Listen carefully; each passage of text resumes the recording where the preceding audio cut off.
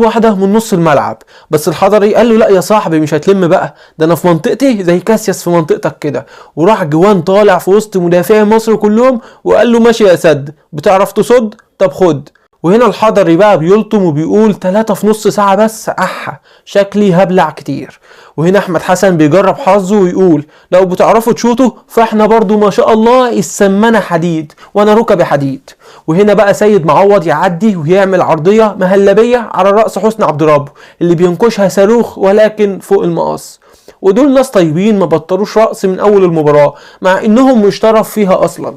والشوط الاول بيخلص بنتيجة كبيرة للبرازيل، والمعلم مسك اللعيبة بين الشوطين عمل معاهم الصح.